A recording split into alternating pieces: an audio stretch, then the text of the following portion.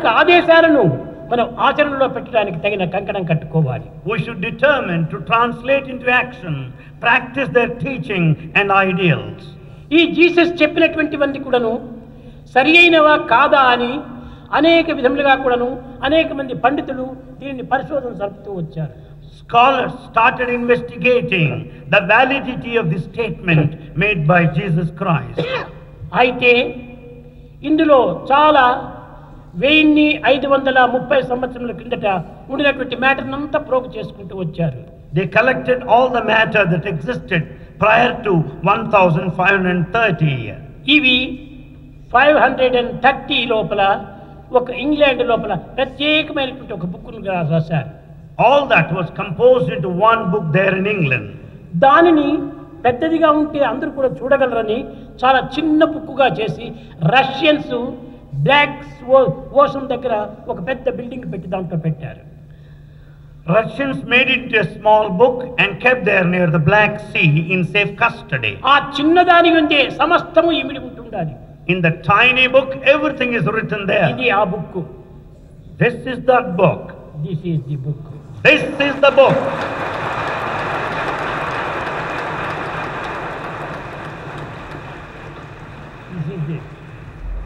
This is the book. This is the book, the Bible. This is papers. These are the papers you see from there. ఇది ప్రధానమైన చిహ్నం ఈ యొక్క గత్తులో ఉంటుండాలి. ఇది cross. You find the cross on there, on the book. ఇది సర్వ మతముల యొక్క సమన్వయాన్ని బోధించేటువంటి యొక్క పద్ధతి అని కూడా వారు నిరూపిస్తూ వచ్చారు. They also proved the fact is the procedure to establish synthesis of all religions. ఈ గ్రంథములో ఉండినటువంటివి ఏ యొక్క బైబిల్లో కూడా లేవు. All that present here is not present anywhere in the Bible. ఇది చాలా నూతనమైనటువంటి యొక్క యేసు యొక్క చరిత్ర. This is new, brand new story of Jesus. భగవంతుని యొక్క విషయాలు తెలుసుకోవటము అందరికీ సాధ్యం కాదు. It's not given to everybody to know the divinity. అయితే భగవంతుని యొక్క తత్వం తెలుసుకోవాలంటే భగవద్భావమే మన యందు ఆవిర్భవించాలి. To know the divine, we should develop divine thoughts.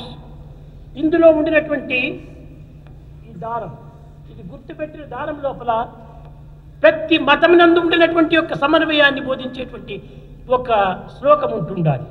Here you find the bookmark thread there. Every thread has got the text of every religion. సర్వధర్మాం పరిత్యజ్య మాం ఏకం శరణం వ్రజ అహం త్వాం సర్వపాపేభ్యో మోక్షయిష్యామి మా శుచ అనేటువంటి భగవద్గీత యొక్క సారాన్ని ఈ యొక్క గుర్తు లోపల ఇమిడ్చి వచ్చారు. Most important sloka of Bhagavad Gita is right present here in the bookmark. అన్ని ధర్మముల యొక్క సారము ఒక్కటే. The essence of all religions is one. భగవంతునికి అర్పితము గావించడమే మానవుని యొక్క ప్రధానమైన కర్తవ్యము. Surrender is the main duty of everyone. Surrender అనగా తాను భగవంతుడు ఒక్కటే అనేటువంటి ఏకత్వానికి రావాలి. Surrender means the feeling of oneness. I and God are one. కారణం ఏమిటి? Why? నీ యందున్నదే నా యందు, నా యందున్నదే నీ యందు ఉన్నది. The reason is that the one present in you is దేహములు present in me. భిన్నమైనటువంటివి. Bodies are different. కేవలం ఒక విధమైనటువంటి యొక్క బెలూన్లు వంటివి. Bodies are like balloons. ఇవి కేవలం ఒక బల్బుల వంటివి. They are like bulbs. ఈ బల్బుల లోపల ఉండినటువంటి కరెంటు అంతా ఒక్కటే. The current passing through all these bulbs is one. Colours difference, There's difference in color. Voltages difference, Voltage differs. కానీ కరెంటు ఒక్కటే, ఆ దివ్యత్వం ఒక్కటే. The current, divinity is one. ఏకోహం బహుశ్యాం అది కూడా దీంట్లో ఉంది.